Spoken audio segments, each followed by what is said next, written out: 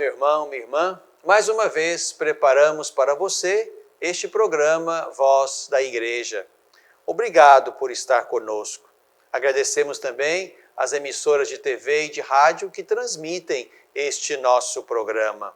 Queremos que aqui possamos dar visibilidade à nossa igreja, à nossa fé católica. Estamos chegando ao final do tempo da Páscoa. Hoje, nesse programa, vamos meditar o texto da liturgia da Ascensão do Senhor. No domingo seguinte, nós estaremos já na festa de Pentecostes, que conclui então o ciclo pascal. Então estamos caminhando para o final deste caminho, no qual saboreamos e sentimos o odor de vida, de ressurreição, de vitória. E é este odor que vai nos acompanhar ao longo de toda a nossa vida, de todo o nosso ano litúrgico. Vamos então beber da fonte preciosa da Sagrada Escritura. E convido você, se é possível, abra aí a sua Bíblia no Evangelho de Mateus, os últimos versículos do Evangelho de Mateus, capítulo 28, a partir do verso 16. É daí que nós vamos então beber da fonte para a liturgia deste domingo da Ascensão do Senhor. Os 11 discípulos partiram para a Galileia, a montanha que Jesus lhes havia indicado. Quando o viram, prostraram-se, mas alguns duvidaram. Jesus aproximou-se deles e disse: Foi-me dada toda a autoridade no céu e na terra. Ide, pois, e fazei discípulos todos os povos, batizando-os em nome do Pai, do Filho e do Espírito Santo. Ensinai-os a observar tudo o que vos mandei. Eis que estou convosco todos os dias, até o fim dos tempos. São os últimos versículos deste primeiro evangelho da nossa Bíblia. E aqui nos encontramos exatamente nesse evento de fé, onde Jesus, tendo concluído o seu caminho, a sua missão, tendo morrido, ressuscitado, instruído os seus depois da sua Páscoa, agora Jesus volta para o Pai, sobe na direção do Pai, senta-se à direita do Pai. E essa também é uma das nossas verdades de fé. Subiu aos céus, está sentado à direita de Deus Pai Todo-Poderoso. Esta é a solenidade da Ascensão do Senhor. E aqui, neste ano, lemos então este belo texto de São Mateus. E nos encontramos exatamente ali onde tudo começou. O Evangelho de Mateus termina na Galileia, mas começa também na Galileia. É bom que nós nos lembremos que quando José, ajudado e iluminado pelo anjo do Senhor, vai para o Egito, fugindo de Herodes, que queria matar o menino, lá o mesmo José também recebe de novo a palavra, a instrução do anjo, que diz a ele que pode voltar. O texto de Mateus diz que quando soube que na Judéia reinava Arquelau no lugar de seu pai Herodes, José teve medo de ir para lá. Depois de receber em sonho um aviso, retirou-se para a região da Galileia. E Mateus continua: assim cumpriu-se o que fora dito por meio dos profetas, ele será chamado Nazareno. O Evangelho, então, de Mateus começa e termina na Galileia. É importante que nós agora entendamos que esse Jesus que fez um caminho conosco, agora também permanece conosco. É o último versículo do Evangelho. Eis que estou convosco todos os dias até o fim dos tempos. É uma presença que permanece. O Senhor Jesus não está no túmulo, está vivo e permanece conosco até o último dia. Se nós formos hoje responder à pergunta, onde está Jesus que ressuscitou? A resposta é, está no céu, à direita do Pai. E não podemos deixar de completar a resposta. Está conosco todos os dias até o fim dos tempos. Está no céu. Está na missão continuada dos discípulos até que ele volte. Donde há de vir a julgar os vivos e os mortos. O Senhor subiu, o Senhor vai voltar, e isso também é elemento da nossa fé cristã. Subiu aos céus, está sentado à direita do Pai Todo-Poderoso, donde há de vir a julgar os vivos e os mortos.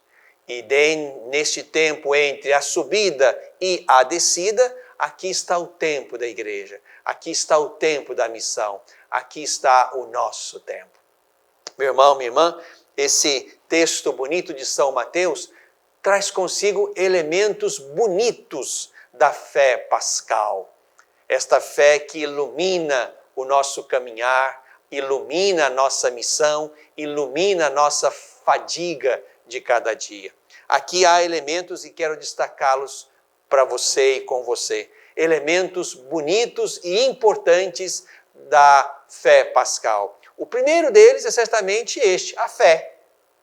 O texto diz, quando viram Jesus, prostraram-se. Prostraram-se. Prostrar-se é uma atitude de adoração, de reconhecimento. Ele é o Senhor, o Kyrios. Ele é aquele que merece e recebe a adoração daqueles que forem capazes de crer nele. O primeiro elemento da fé pascal é exatamente, digamos, esse binômio, fé e incredulidade. E este bonito caminho onde passamos de uma coisa a outra, da incredulidade à fé. Esse mesmo versículo diz, prostraram-se, mas alguns duvidaram. Aqui está, digamos, um elemento, o primeiro elemento bonito da fé pascal. É uma fé a ser construída no meio também da dúvida, da incredulidade, mas vamos como Tomé, vamos também como Pedro, vamos também como os outros discípulos, vamos também como os de Emaús, nós vamos construindo a nossa fé pascal, passando da incredulidade, passando do pedido de sinais e de provas, para uma fé que o reconhece, que reconhece a Jesus como Senhor e Deus. Foi assim com Tomé, é assim também conosco. Esse é o primeiro elemento.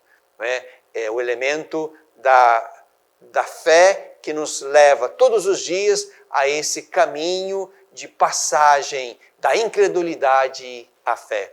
Um segundo elemento bonito e importante também aqui nesse texto que destaca a fé pascal é o anúncio, o querigma.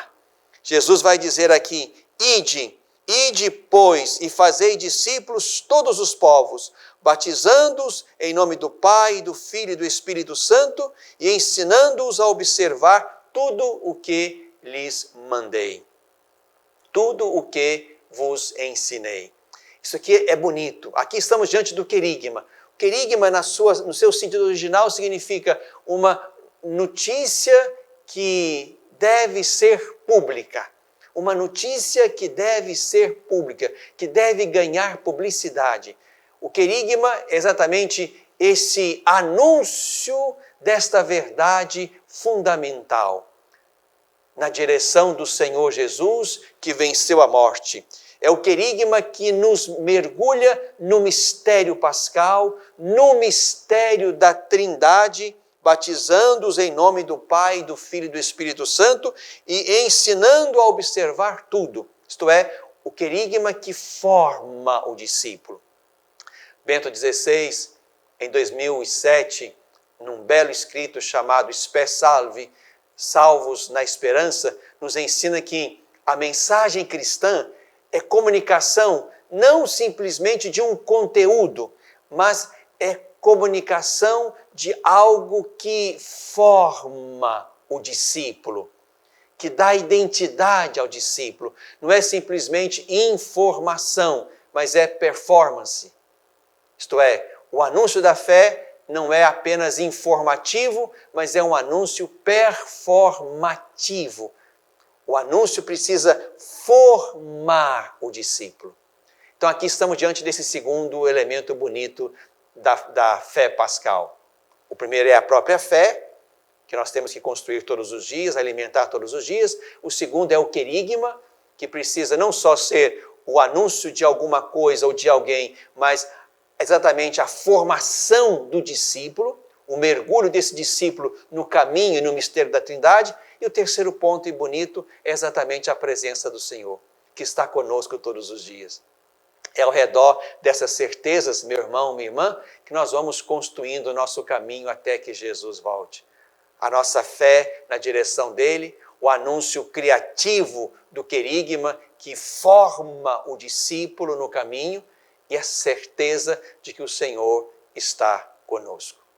Bebemos da fonte.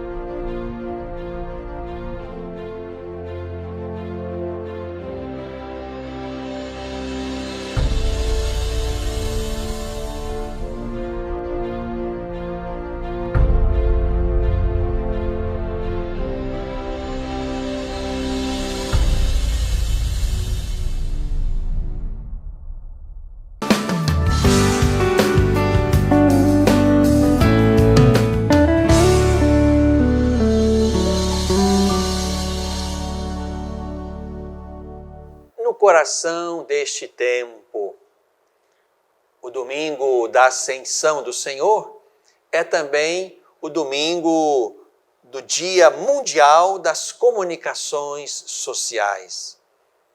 Já se celebra este dia há 54 anos. Por isso, a cada ano, o Papa escreve uma mensagem por ocasião deste Dia Mundial das Comunicações Sociais.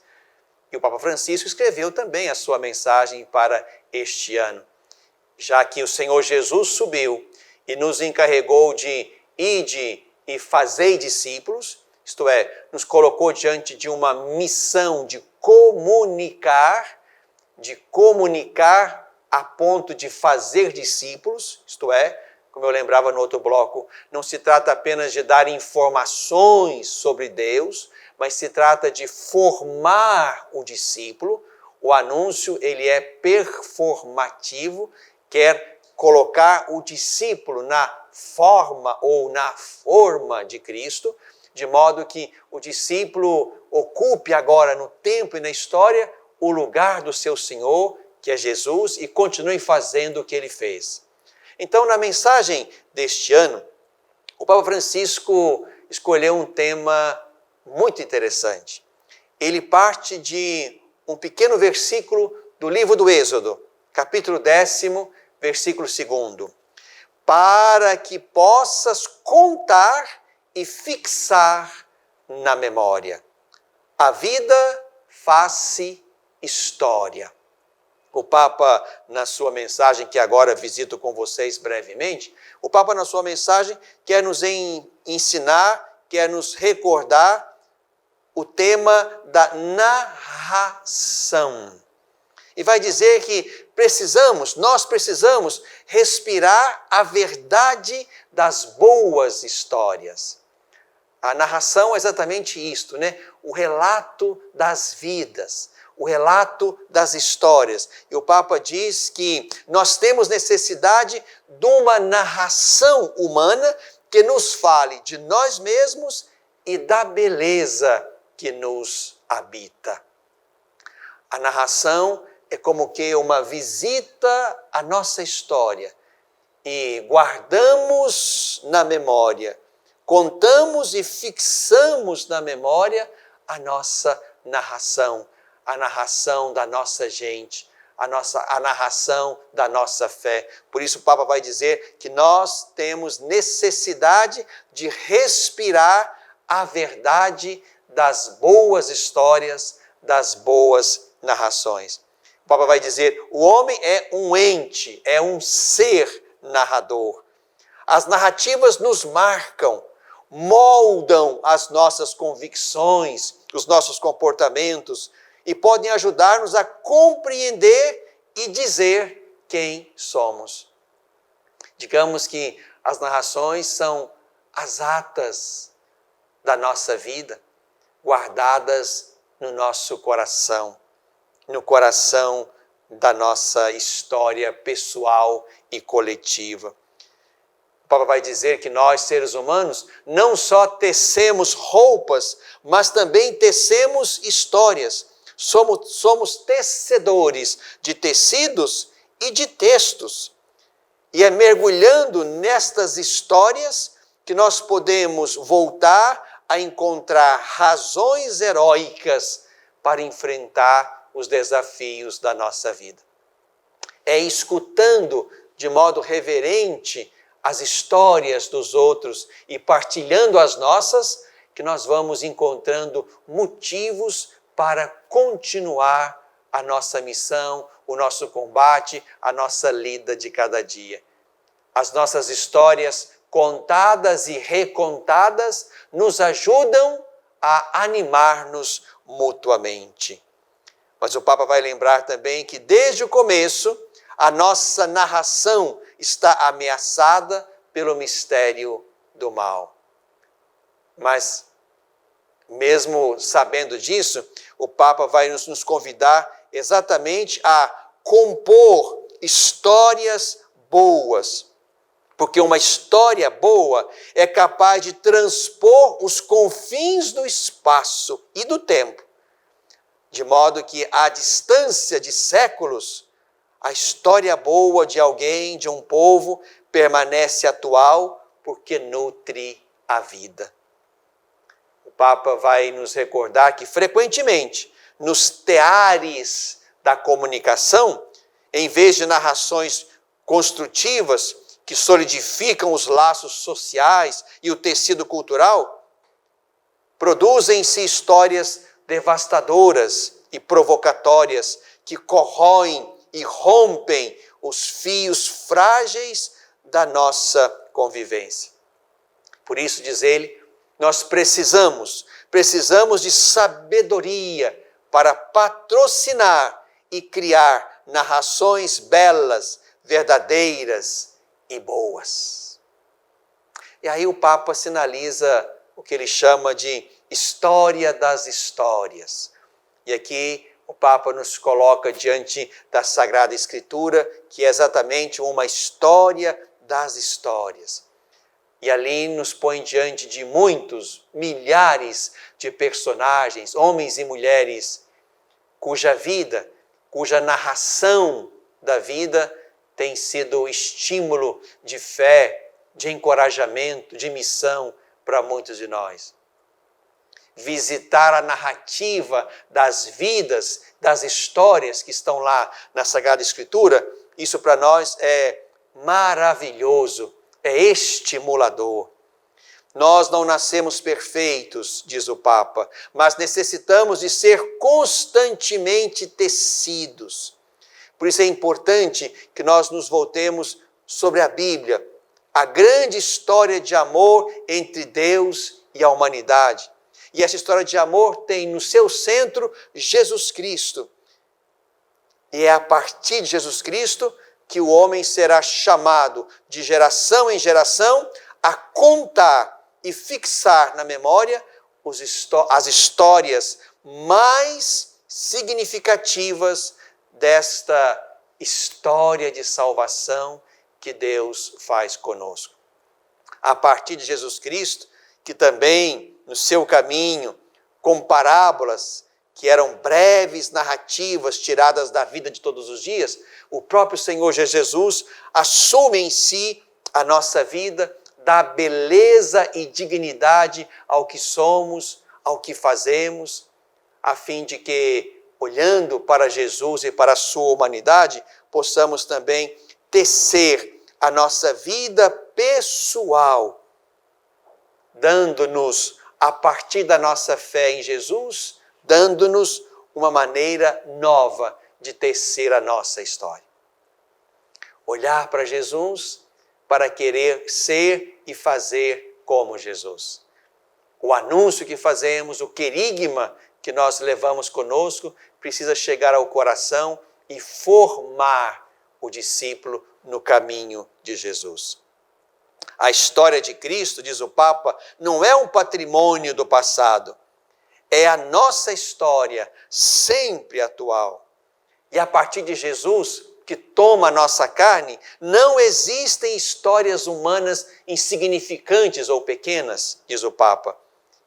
Toda história humana, a partir da encarnação, é, de certo modo, história divina. E nós precisamos, é o convite do Papa, precisamos construir narrações à altura da nossa dignidade. O Papa, nesse texto, ainda nos ensina que recordar significa voltar ao coração, levar ao coração, escrever no coração, recordar, recordes, voltar ao coração. E voltar ao coração de modo que aprendamos, de modo que saiamos desse movimento ainda impactados com a história de outros ou com as maravilhas que Deus realizou antes da minha vida e que pode e quer continuar realizando. Foi em cima dessa certeza que o povo de Deus, nos seus sucessivos cativeiros, esse povo foi capaz de esperar e saborear aquela vitória. De modo que, olhando para trás e reconhecendo as maravilhas que o Senhor fez lá, esse povo esperou na Babilônia que Deus o tirasse de lá, como tinha tirado antes do Egito. E assim, nas experiências doídas e trágicas das opressões históricas. O povo olhou para trás, fez memória, recordou-se das maravilhas que Deus fez e continuou firme na sua esperança. O Papa termina o texto dizendo que nunca é inútil narrar a Deus a nossa história.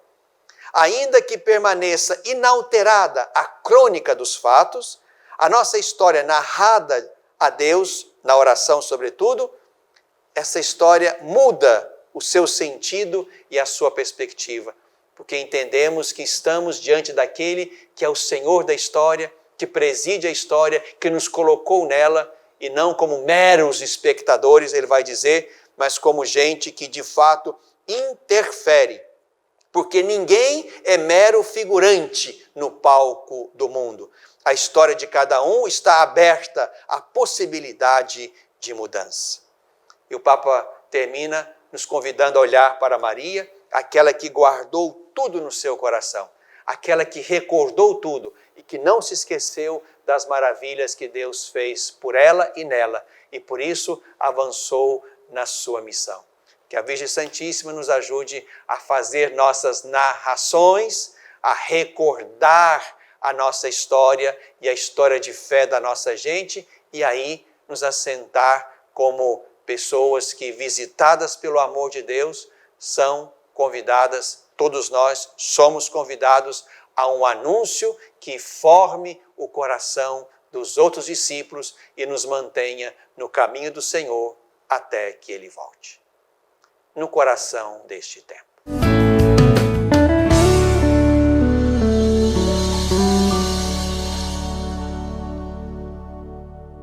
Às vezes, tudo que uma criança precisa para superar uma tempestade em sua vida familiar é encontrar um lar provisório. Uma família que a acolha por um tempo, enquanto sua própria família se reestrutura para recebê-la de novo. Essa é a proposta do Serviço Família Acolhedora. Transformar as dificuldades de hoje em possibilidades de futuro. Serviço Família Acolhedora. A tempestade passa, a vida continua. Participe e faça a diferença.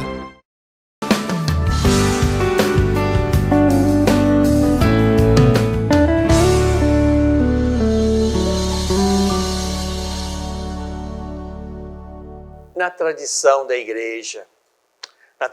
igreja, meu irmão, minha irmã, Maria vai sempre ocupar um lugar de destaque. A nossa fé cristã católica é também uma fé mariana. Fé cristã católica mariana, e tem também outros traços que não vem ao caso agora destacá-los aqui. Mas nesse mês de maio, neste 24 de maio, onde celebramos a memória de Nossa Senhora Auxiliadora, queremos mais uma vez voltar-nos para Maria, confiar a ela a nossa missão neste mundo enquanto o Senhor não volta, pedir a ela que nos ajude de fato a dar um testemunho do seu Filho, mas um testemunho que convença os corações, que aqueça os corações, que forme o discípulo, que leve o discípulo a penetrar o mistério da Trindade, que leve o discípulo a perceber uma presença misteriosa e invisível do seu Filho que nos acompanha até o último dia. No texto do Papa Francisco, da mensagem para o Dia Mundial das Comunicações Sociais, como lhes lembrava no outro bloco, o Papa termina o texto exatamente nos convidando a olhar para Maria e com uma bonita oração que o Papa também nos ensina a rezar. Quero convidar você a procurar aí na internet ou de outra forma esse belo texto da mensagem do Papa Francisco para o 54º Dia Mundial das Comunicações Sociais.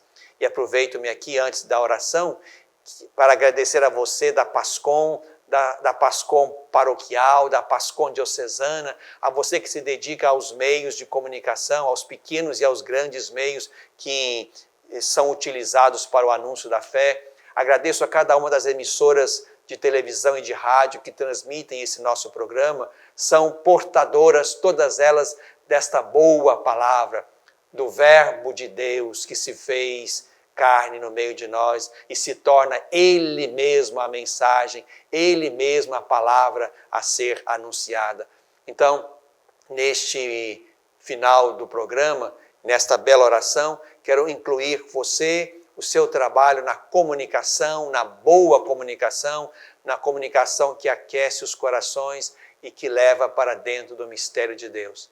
E nesta oração que fazemos a Maria, quero agradecer imensamente a você e pedir a ela que acompanhe a você no seu trabalho de promotor da boa comunicação. Ó Maria, mulher e mãe, vós tecestes no seio a palavra divina. Vós narrastes com a vossa vida as magníficas obras de Deus.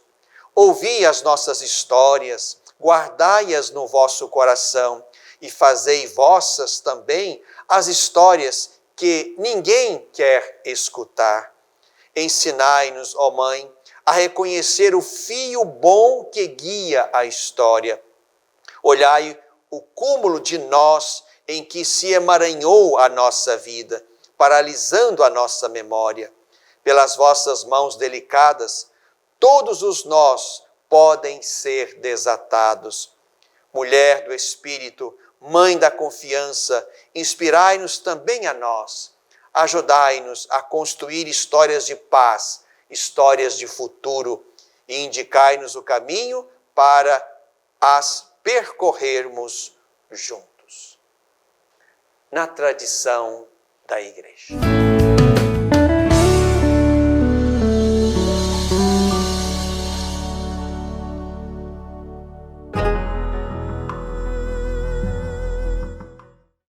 Pornografia infanto-juvenil é crime.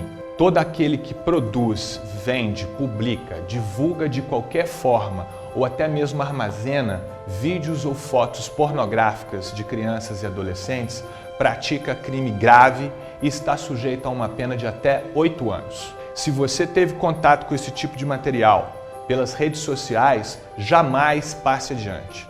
Não divulgue e nem guarde essas imagens criminosas. Denuncie quem publicou ao promotor de justiça ou à polícia. Defender a criança é responsabilidade de todos nós, todos contra a pedofilia.